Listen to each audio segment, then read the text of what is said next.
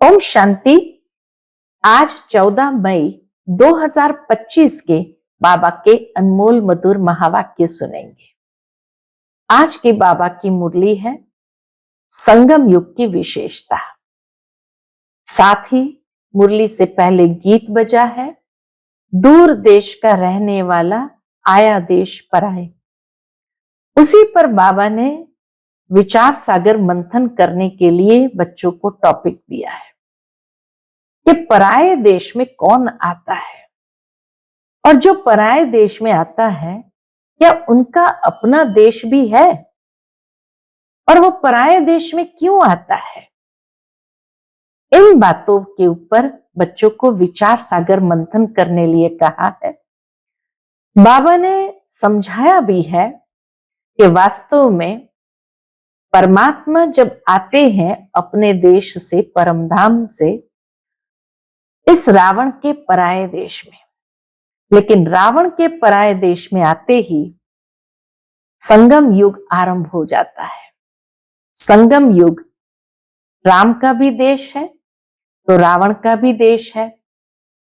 तो पराये देश में आते हैं अपने देश की स्थापना करने के लिए, राम राज्य की स्थापना करने के लिए।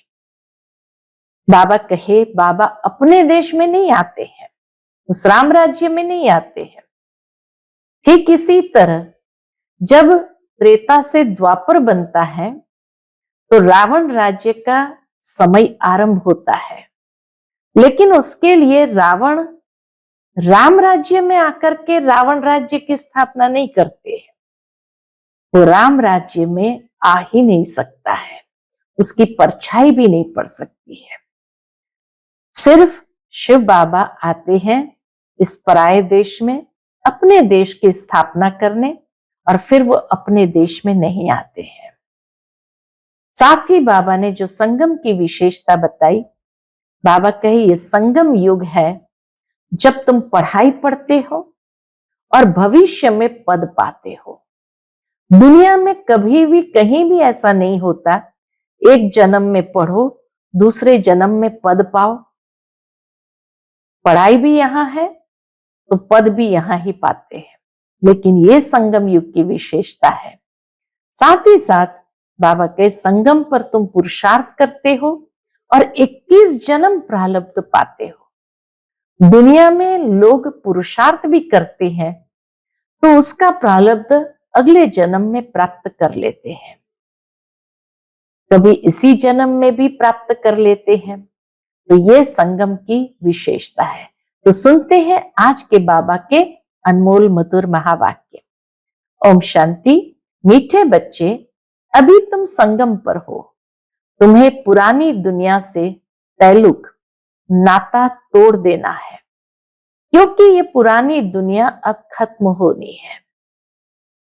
आज की मुरली से प्रश्न है, संगम की कौन सी विशेषता सारे कल्प से न्यारी है? उत्तर, संगम की ही विशेषता है पढ़ते यहां हो, प्रारब्ध भविष्य में पाते हो। सारे कल्प में ऐसी पढ़ाई नहीं पढ़ाई जाती जिसकी प्रारब्ध दूसरे जन्म में मिले। अभी तुम बच्चे मृत्यु लोक में पढ़ रहे हो, अमर लोक के लिए, और कोई दूसरे जन्म के लिए पढ़ता नहीं है।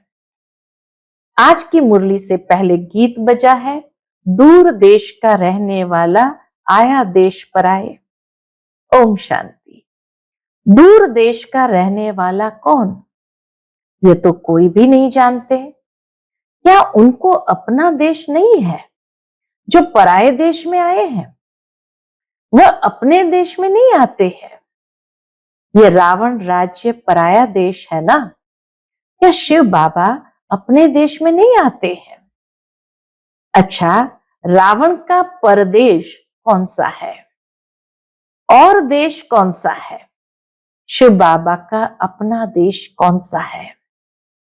पराया देश कौन सा है?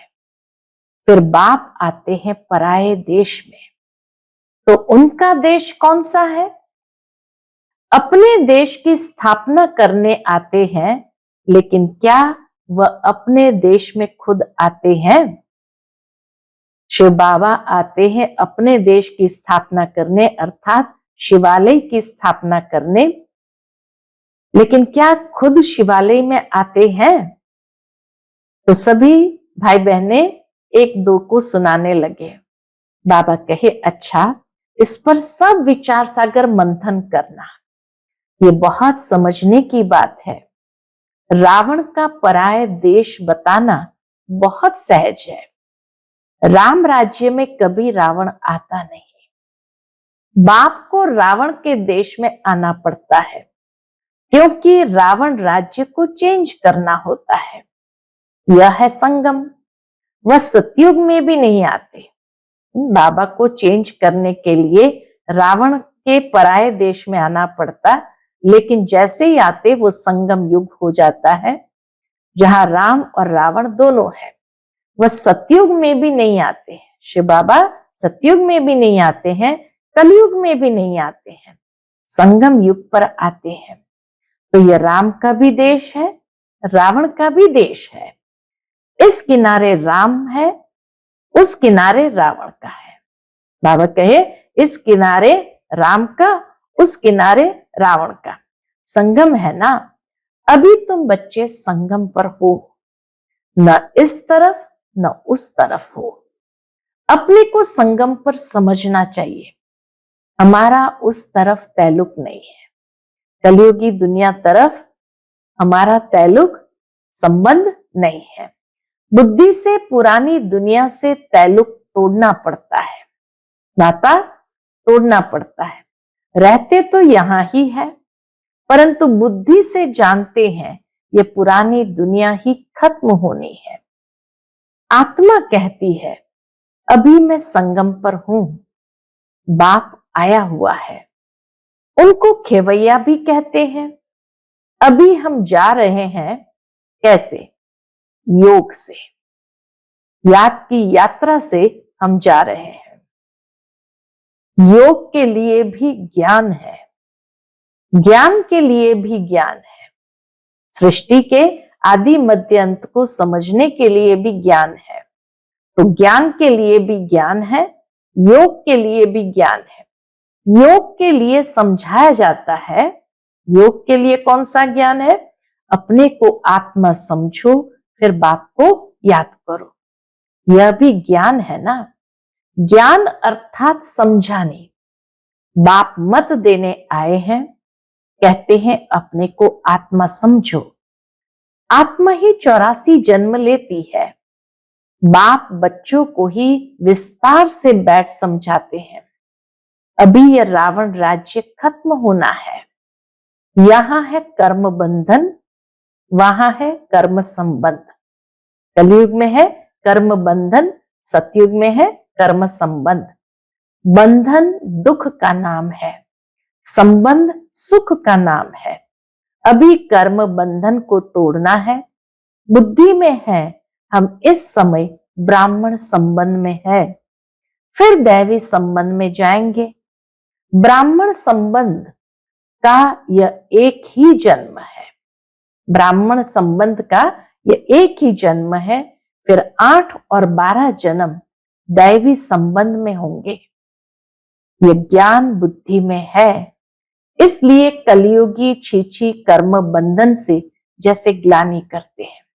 कलयुगी छीछी कर्म बंधन से जैसे ग्लानि होती है, क्योंकि यहां कर्म बंधन को तोड़ते हैं। फिर 8 जन्म सतयुग के, 12 जन्म त्रेता के, वहां दैवी संबंध में रहेंगे। इस दुनिया के कर्म बंधन में अभी रहना नहीं है। बुद्धि मिलती है, यह सब है आसुरी कर्म बंधन। बाबा ने आकर समझाने दी, बुद्धि दी कि यह सब है आसुरी कर्म बंधन। हम भी गुप्त एक यात्रा पर है, अभी गुप्त एक यात्रा पर है। ये बाप ने यात्रा सिखलाई है। फिर इस कर्म बंधन से न्यारे हो हम कर्मातीत हो जाएंगे। यह कर्म बंधन अब टूटना ही है। हम बाप को याद करते हैं कि पवित्र बन चक्र को समझ चक्रवर्ती राजा बने। पढ़ रहे हैं फिर उनका एम ऑब्जेक्ट प्रारब्ध भी चाहिए ना। तुम जानते हो हमको पढ़ाने वाला बेहद का बाप है। बेहद के बाप ने हमको 5000 वर्ष पहले पढ़ाया था। ये ड्रामा है ना, जिनको कल्प पहले पढ़ाया था उनको ही पढ़ाएंगे। आते रहेंगे, वृद्धि को पाते रहेंगे। सब तो सतयुग में नहीं आएंगे, बाकी सब जाएंगे वापस घर। इस पार है नर्क, उस पार है स्वर्ग। उस पढ़ाई में तो समझते हैं हम यहां पढ़ते हैं, फिर प्रारब्ध भी यहां पाएंगे। यहां हम पढ़ते हैं संगम युग पर, इनकी प्रारब्ध हमको नई दुनिया में मिलेगी। तो यह है नई बात। दुनिया में ऐसे कोई नहीं कहेंगे कि तुमको इसकी प्रारब्ध दूसरे जन्म में मिलेगी। इस जन्म में अगले जन्मों की प्रारब्ध पाना यह सिर्फ इस संगम युग पर ही होता है। बाप भी आते ही संगम युग पर है। तुम पढ़ते हो पुरुषोत्तम बनने के लिए। एक ही बार भगवान ज्ञान सागर आकर पढ़ाते हैं नई दुनिया अमरपुरी के लिए। यह तो है कलयुग, मृत्यु लोक। हम पढ़ते हैं सतयुग के लिए, नरकवासी से स्वर्गवासी होने के लिए। यह है पराया देश, वह है अपना देश। उस अपने देश में बाप को आने की दरकार नहीं। वह देश बच्चों के लिए ही है। बाबा ने वह देश बनाया ही है बच्चों के लिए। वहां सतयुग में रावण का आना नहीं होता है, रावण गुम हो जाता है। फिर आएगा द्वापर में तो बाप भी गुम हो जाता है। सतयुग में कोई भी उनको जानते नहीं तो याद भी क्यों करेंगे। बाबा को जानते ही नहीं तो याद भी क्यों करें। सुख की प्रारब्ध पूरी होती है तो फिर रावण राज्य शुरू होता है। इनको पराया देश कहा जाता है। अभी तुम समझते हो हम संगम युग पर है। हमको रास्ता दिखलाने वाला बाप मिला है। बाकी सब धक्के खाते रहते हैं। जो बहुत थके हुए होंगे, जिन्होंने कल्प पहले रास्ता लिया होगा, वह आते रहेंगे। तुम पंडे सबको रास्ता बताते हो। यह है रूहानी यात्रा का रास्ता। यह है रूहानी यात्रा का रास्ता। सीधा चले जाएंगे सुखधाम में। तुम पंडे पांडव संप्रदाय हो। पांडव राज्य नहीं कहेंगे, पांडव संप्रदाय कहेंगे। राज्य न पांडवों को न कौरवों को है। दोनों को ताज नहीं है। भक्ति मार्ग में दोनों को ताज दे दिया है। दुनिया के चित्रों के अंदर भक्ति मार्ग में पांडवों को भी ताज दिखा दिया, कौरवों को भी ताज दिखा दिया।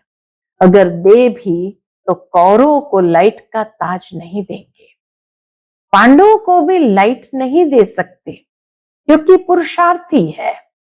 चलते चलते गिर पड़ते हैं, तब किसको देवे। इसलिए यह सब निशानी विष्णु को दी है, क्योंकि वह पवित्र है। सतयुग में सब पवित्र संपूर्ण निर्विकारी होते हैं। पवित्रता की लाइट का ताज है। इस समय तो कोई पवित्र नहीं। सन्यासी लोग कहलाते हैं कि हम पवित्र है, परंतु दुनिया तो पवित्र नहीं है ना। जन्म फिर भी विकारी दुनिया में ही लेते हैं। यह है रावण की पतितपुरी। पावन राज्य सतयुग नई दुनिया को कहा जाता है। अब तुम बच्चों को बाप बागवान कांटों से फूल बनाते हैं। वह पतित पावन भी है, खेवैया भी है, बागवान भी है। बागवान आए हैं कांटों के जंगल में। तुम्हारा कमांडर तो एक ही है। यादवों का कमांडर चीफ शंकर को कहे, यादवों का कमांडर चीफ शंकर को कहे, यूं तो वह कोई विनाश कराते नहीं है। जब समय होता है तो लड़ाई लगती है। कहते हैं शंकर की प्रेरणा से मुसल आदि बनते हैं। ये सब कहानियां बैठ बनाई है। पुरानी दुनिया खत्म तो जरूर होनी है। मकान पुराना होता है तो गिर पड़ता है, मनुष्य मर जाते हैं। यह भी पुरानी दुनिया खत्म होनी है। ये सब दबकर मर जाएंगे, कोई डूब मरेंगे, कोई शॉक में मरेंगे। बॉम्ब्स आदि की जहरीली वायु भी मार डालेगी। बॉम्ब्स आदि की जहरीली वायु भी मार डालेगी। कितने तरीके से अंतिम समय में मरेंगे। बच्चों की बुद्धि में है कि अभी विनाश होना ही है। हम उस पार जा रहे हैं। कलयुग पूरा हो, सतयुग की स्थापना जरूर होनी है। फिर आधा कल्प लड़ाई होती ही नहीं। अभी बाप आए हैं पुरुषार्थ कराने। ये लास्ट चांस है। बाबा कहते यह लास्ट चांस है। देरी की तो फिर अचानक ही मर जाएंगे। मौत सामने खड़ा है। अचानक बैठे बैठे मनुष्य मर जाते हैं। मरने के पहले तो याद की यात्रा करो। बाबा कहे मरने के पहले तो याद की यात्रा करो। अभी तुम बच्चों को घर जाना है, इसलिए बाप कहते बच्चे घर को याद करो। इससे अंत मते सुगति हो जाएगी। घर चले जाएंगे, परंतु सिर्फ घर को याद करेंगे तो पाप विनाश नहीं होंगे। बाप को याद करेंगे तो पाप विनाश हो और तुम अपने घर चले जाएंगे। इसलिए बाप को याद करते रहो। अपना चार्ट रखो तो मालूम पड़ेगा सारे दिन में हमने कितना किया, क्या किया। बाबा कहे चार्ट से मालूम पड़ेगा कि हमने सारे दिन में क्या किया। 5-6 वर्ष की आयु से लेकर अपनी लाइफ में क्या क्या किया वह भी याद रहता है। ऐसे भी नहीं कि सारा समय चार्ट लिखना पड़ता है। ध्यान में रहता है। बगीचे में बैठ बाबा को याद किया। दुकान पर कोई ग्राहक नहीं है, हम याद में बैठे रहे। अंदर में नोट रहेगा। अंदर में नोट रखना है। अगर लिखना चाहते हो तो फिर डायरी रखनी पड़े। मूल बात है ही यह, हम तमो प्रधान से सतो प्रधान कैसे बने, पवित्र दुनिया के मालिक कैसे बने, पतित से पावन कैसे बने। बाप आकर यह नॉलेज देते हैं। ज्ञान का सागर बाप ही है। तुम अभी कहते हो बाबा हम आपके हैं, सदैव आपके ही है। सिर्फ भूल कर देह अभिमानी हो गए हैं। भूल गए तो देह अभिमानी हो गए हैं। अभी आपने बताया है तो हम फिर देही अभिमानी बनते हैं। बाबा से मीठी मीठी बातें करते हैं कि भूल गए हम आपको, इसलिए देह अभिमानी हो गए। अभी आपने बताया है तो हम फिर देही अभिमानी बनते हैं। सतयुग में हम देही अभिमानी थे, खुशी से एक शरीर छोड़ दूसरा लेते थे। तो तुम बच्चों को ये सब धारणा कर फिर समझाने लायक बनना है, तो बहुतों का कल्याण होगा। बाबा जानते हैं ड्रामा अनुसार, नंबरवार पुरुषार्थ अनुसार सर्विसेबल बन रहे हैं। अच्छा, इसको झाड़ आदि नहीं समझा सकते हैं? भला यह तो सहज है ना। किसी को भी बोलो तुम अपने को आत्मा समझ बाप को याद करो। बाबा कहे पूरा ज्ञान नहीं समझा सकते हो तो कोई बात नहीं, ये तो सहज है कि कहो कि तुम अपने को आत्मा समझ बाप को याद करो। ये तो बिल्कुल सहज है। ये बाप ही कहते हैं मुझे याद करो तो विकर्म विनाश होंगे और कोई मनुष्य कह न सके सिवाय तुम ब्राह्मणों के, और कोई न आत्मा को न परमात्मा बाप को जानते हैं। ऐसे ही सिर्फ कह देंगे तो किसको तीर लगेगा नहीं। भगवान का रूप जानना पड़े। ये सब नाटक के एक्टर्स है। हर एक आत्मा शरीर के साथ एक्ट करती है। एक शरीर छोड़ दूसरा ले फिर पार्ट बजाती है। वह एक्टर्स कपड़े बदली कर भिन्न भिन्न पार्ट बजाते हैं। तुम फिर शरीर बदलते हो। वह कोई मेल व फीमेल की ड्रेस पहनेंगे, कभी मेल की कभी फीमेल की ड्रेस पहनेंगे अल्पकाल के लिए। यहां मेल का चोला लिया तो सारी आयु मेल ही रहेंगे। वह हद के ड्रामा, यह बेहद का। पहली पहली मुख्य बात है, बाप कहते हैं मुझे याद करो। योग अक्षर भी काम में नहीं लाओ, क्योंकि योग तो अनेक प्रकार के सीखते हैं, वह सब है भक्ति मार्ग के। अब बाप कहते हैं मुझे याद करो और घर को याद करो, तो तुम घर में चले जाएंगे। शिव बाबा इनमें आकर शिक्षा देते हैं। बाप को याद करते करते तुम पावन बन जाएंगे, फिर पवित्र आत्मा उड़ेगी। जितना जितना याद किया होगा, सर्विस की होगी, उतना ही उच्च पद पाएंगे। याद में ही बहुत विघ्न पड़ते हैं।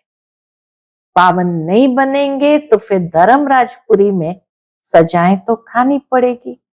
बाबा कहे पावन नहीं बनेंगे तो फिर धर्मराजपुरी में सजाएं भी खानी पड़ेगी, इज्जत भी जाएगी, पद भी भ्रष्ट होगा। पिछाड़ी में सब साक्षात्कार होंगे, परंतु कुछ कर नहीं सकेंगे।